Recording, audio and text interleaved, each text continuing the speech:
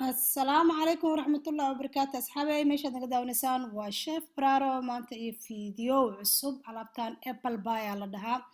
إن عسرية ويكون أنت علابتان دا بريتد لابتن أكو قبوبيسو إن وبورش إيه شلاتو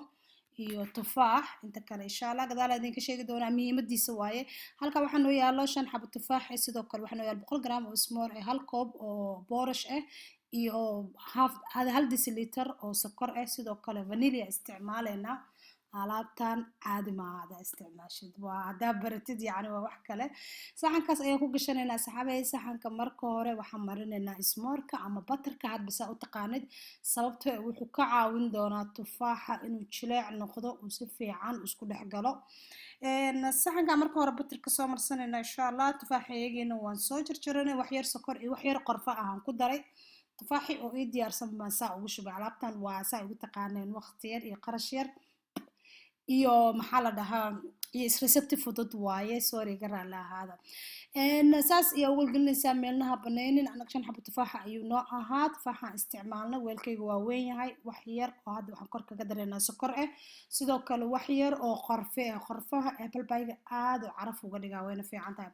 hadda waxaan sameynaynaa ismoorkii soo qaadanay ama subagii sidoo kale waxaan sameynay sokortii ayaan ku darsanay qorfa ayaan ku darnay vanilla ayaan ku darnay vanilla mid ka harta isticmaal kartaa vanillada boorashkii alaabtan gacantaada ula tag si fiican isku dhexgeli biyo uma baahna caano uma baahna ukuna uma baahna muhiimadu waa intaas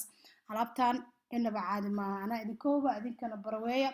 waxaan sameynaynaa saasaan si fiican iskugu soo rafaaqeynaa markuu si fiican isku dhex galo oo deeyaa oo jiriir camal uu noo noqdaan insha Allah waxaan sameynaynaa korkaan kaga darsanaynaa hadda waxaan sameeyay wax yar oo subagan korka ka saaray subagaas hadhow uu dhalaalaya tufaaxana wuxuu siinayaa inuu jilco subaga waa aragta caanaha ku jira ma fahanteen boorashkii waan soo qaadnay iyo sokortii iyo qorfihii iyo subagii aan isku soo xashinaysa saas ayaan korka uga shubeynaa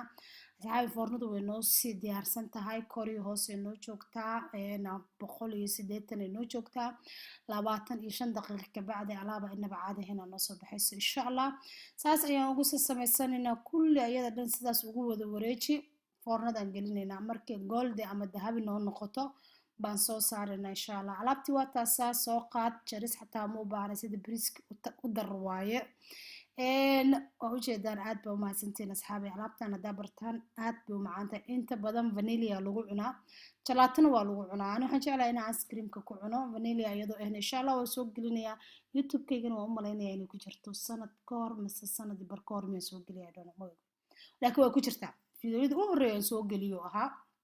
laakiin kana kasii casarsan ma fahanteen saxankaas ayaan kusoo guranay hadda waxaan sameynaynaa ice cream vanilla ice cream aan isticmaalaynaa nooca rabto isticmaali kartaa adiga ice creamka korka ka saaraynaa asxaabay video qurux badan waa iga dhan yahay u maleynayaa oo quality leh oo macaan oo deeyaa kaaliska aragana idin og intiidan ogeyn oo ku mahadsantiin sida wanaagsan aad ila socotaan waxa fahmaysaan commentiga like-ta iyo share-ta hana la dhaaf please haddaad nagu cusub tahay subscribe noo dheh alaabtii way iga dhan tahay wax yar oo karamilaha korka uga dareennaa soo ma jeedaan caadi ma ahan